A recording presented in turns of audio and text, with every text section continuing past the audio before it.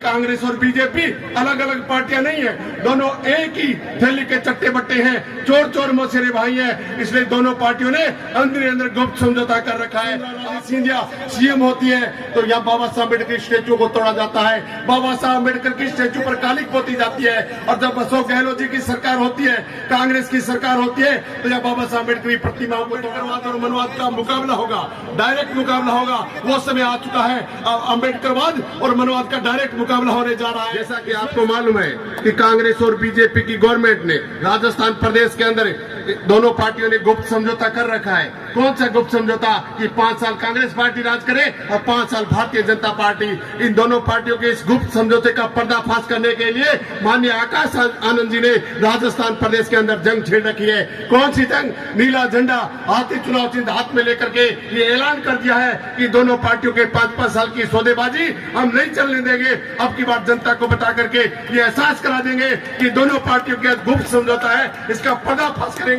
इसलिए साथियों ये यात्रा चल रही है और साथ साथ में हर जाति हर धर्म के भाइयों को कांग्रेस और बीजेपी के लोगों ने समय पर लड़ाने का काम किया है। लेकिन बहुजन समाज पार्टी हमेशा से कांग्रेस पार्टी और बीजेपी की नीतियों को समाज को बताती रही है कि कांग्रेस और बीजेपी अलग अलग पार्टियां नहीं है, दोनों एक ही थैली के चट्टे बट्टे हैं, चोर चोर मौसेरे भाई हैं। इसलिए दोनों पार्टियों ने अंदर गुप्त समझौता कर रखा है। आपको मालूम होना चाहिए कांग्रेस पार्टी आज बाबा साहब अम्बेडकर की तस्वीर लेकर के घूम रही है, बीजेपी बाबा साहब अम्बेडकर की तस्वीर लेकर घूम रही है।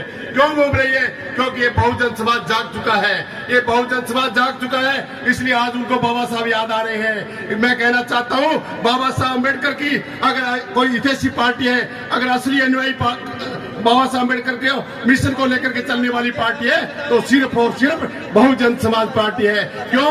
क्योंकि साथियों मैं उदाहरण के तौर पर बताना चाहूंगा, मात्र 2 मिनट में मेरी बात को समाप्त करूंगा। इसलिए बताना जरूरी है कि बाबा साहब अम्बेडकर की विचारधारा को सही मानने वाली पार्टी बहुजन समाज पार्टी हम कैसे कह सकते हैं। मैं उदाहरण के तौर पर बताना चाहूंगा, क्योंकि जब इधर राजस्थान प्रदेश के अंदर बीजेपी की वसुंधरा राजे सिंधिया सीएम होती है तो यहाँ बाबा साहब अम्बेडकर की स्टेचू को तोड़ा जाता है, बाबा साहब अम्बेडकर की स्टेचू पर कालिक पोती जाती है। और जब अशोक गहलोत जी की सरकार होती है, कांग्रेस की सरकार होती है, तो यहाँ बाबा साहब अम्बेडकर की प्रतिमाओं को तोड़ा जाता है। लेकिन मैं आपको बताना चाहता हूँ उत्तर प्रदेश के अंदर 4 बार बहन कुमारी मायावती जी का शासन रहा है, किसी के माई के लाल की हिम्मत नहीं कि बाबा साहब अम्बेडकर की स्टेचू को तोड़ सके। इसलिए अगर सही बाबा साहब अम्बेडकर को मानने वाली कोई पार्टी है तो सिर्फ और सिर्फ बहुजन समाज पार्टी है। इसलिए साथियों ज्यादा लंबी चौड़ी बात नहीं कहते हुए, क्योंकि साथियों आपको मालूम है इस देश के अंदर जिस तरीके से कांग्रेस पार्टी और बीजेपी ने लगातार शासन किया है, राजस्थान प्रदेश के अंदर कांग्रेस पिछले 4.5 सालों से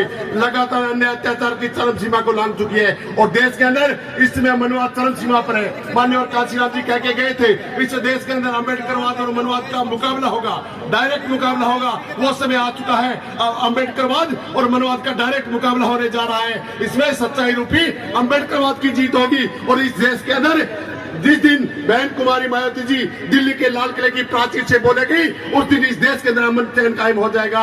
इन्हीं शब्दों के साथ बाबा साहब अम्बेडकर कह के गए हैं कि बकरी बनकर जिए अगर तुम तो बलि की वेदी पर चढ़ जाओगे एक दिन, फिर क्यों मुफ्त में कटाते गला। शेर बनने बनाने का वादा करो, सर पर बांध लो कफन साथियों, राज अपना बनाने का वादा करो। जय भीम।